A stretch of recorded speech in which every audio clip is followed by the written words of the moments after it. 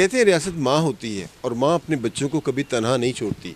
मैं इस वक्त उस जगह पे मौजूद हूँ जहाँ पर 2 माह पहले एक सानिया हुआ था और 21 अफराद अपनी जान से हाथ धो बैठे थे और एक एक घर के 7 अफराद, किसी घर के 5 अफराद जाँ बहक हुए थे, लेकिन अभी तक उनको किसी ने आकर हुकूमती सतह पर नहीं पूछा। मेरे साथ अब्दुर्रहमान मौजूद हैं, इनके 7 अहले खाना इस हादसे पे जाँ बहक हुए थे। अब्दुर्रहमान, आपका जब ये हादसा हुआ तो कौन कौन आपके जो अहले खाना थे इस हादसे में जाँ बहक हुए? हमारे घर के 7 अफराद फौत हुए हैं, जिसमें मेरे वालिद साहब थे, मेरी वालदा, बड़ा भाई था, 2 बच्चे उसके थे, 2 बच्चे मेरे थे, टोटल 7 जी फौत हुए हैं। तो हुकूमती सतह पर आपको कोई नहीं, अभी कोई नहीं, किसी ने कोई नहीं पूछा। आन के 2 मंथ हो गए हैं, तो वैसे लोगों के घरों में ज़िंदगी बसर कर रहे हो। आपको पता है सर्दी बहुत ज़्यादा है, तो ये फैक्ट्री मालकान है कोई मलकपुर में, वो हमें घर बना देकर, लेकिन गवर्नमेंट की तरफ से 2 मंथ हो गए, हमें कोई रिलीफ नहीं मिला। हमारे जो MP MN वो भी आन के नहीं पूछते।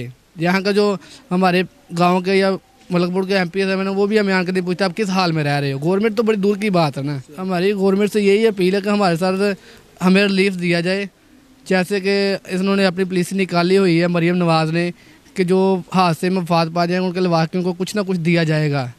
तो हमारे सर तो साया ही उठ गया है। हमारे वालिद साहब फौत हो गए, वालदा, बड़ा भाई साहब फौत हो गए हैं, तो हमारे तो घर भी यानी कि गिर चुके हैं, तो हमें रहने के लिए भी कुछ जगह नहीं है अभी फ़िलहाल।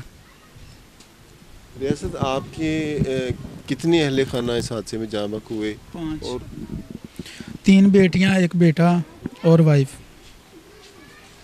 आप काम क्या करते हैं? मैं सिक्योरिटी गार्ड हूँ। रियासत का ये कहना है कि उनसे 5 अहले खाना, उसकी बीवी, 3 बेटियां और 1 बेटा इस साने में जाँ बहक हुआ था, लेकिन कोई भी अभी तो उससे हुकूमती सतह पर किसी नुमाइंदे ने आकर ना तो उनसे रब्ता किया है।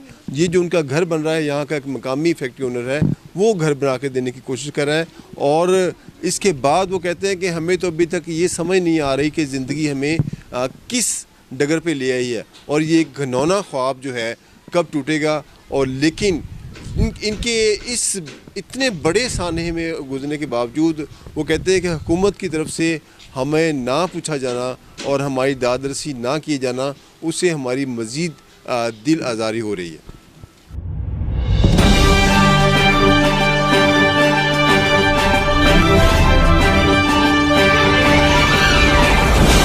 FNN रहिए बाखबर FNN के साथ।